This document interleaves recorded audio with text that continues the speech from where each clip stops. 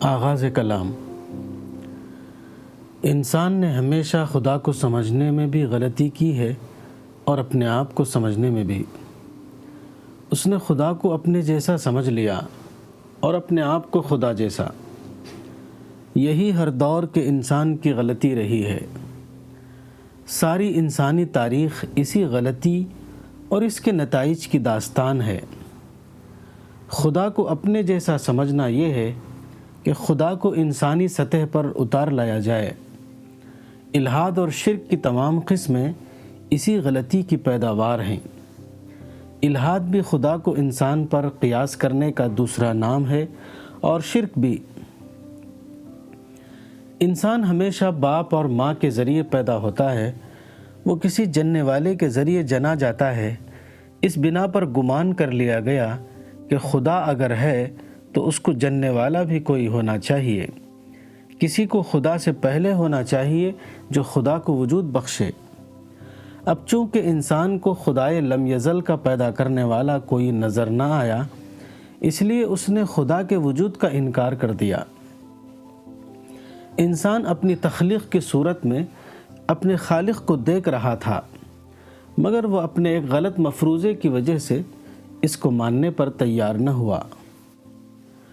جن لوگوں نے خدا کو مانا، انہوں نے یہی غلطی دوسرے انداز سے کی۔ انہوں نے دیکھا کہ انسان جب کوئی کام انجام دیتا ہے تو بہت سے لوگوں کی مدد سے انجام دیتا ہے۔ اس بنا پر انہوں نے خدا کے بھی شریک اور مددگار فرض کر لیے۔ انسان کے یہاں بڑے لوگوں کی سفارشیں چلتی ہیں، چنانچہ مان لیا گیا کہ خدا کے بھی کچھ مخصوص اور قریبی لوگ ہیں جو خدا کے دربار میں اثر رکھتے ہیں اور خدا ان کی سفارشیں قبول کرتا ہے۔ انسان جذبات سے مغلوب ہوتا ہے، وہ اکثر حق کے تقاضوں کو چھوڑ کر جذباتی میلان کے تحت فیصلے کرتا ہے۔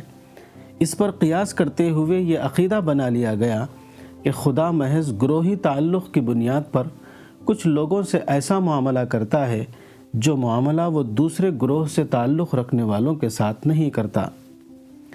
اس قسم کا ہر عقیدہ خدا کی خدائی کی نفی ہے، مگر انسان اپنی نادانی سے اکثر اپنے ذہن میں ایسے متضاد خیالات کو جمع کر لیتا ہے جن کا بیک وقت درست ہونا ممکن نہیں۔ اپنے آپ کو خدا جیسا سمجھنا یہ ہے کہ آدمی یہ گمان کر لے کہ وہ اپنی تقدیر کا مالک آپ ہے، وہ آزاد ہے کہ جو چاہے کرے اور جو چاہے نہ کرے، وہ اپنی زندگی کا اصول آپ وضع کرے اور اپنے حلال و حرام کو خود اپنی عقل سے متعین کرے۔ اس قسم کی ہر کوشش گویا اپنے آپ کو خدا کے مقام پر بٹھانا ہے۔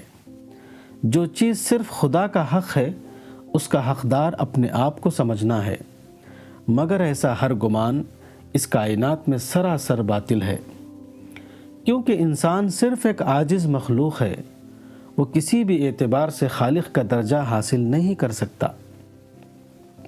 وحید الدین، 14 مارچ 1982۔ کتاب خدا اور انسان، صفحہ نمبر 3۔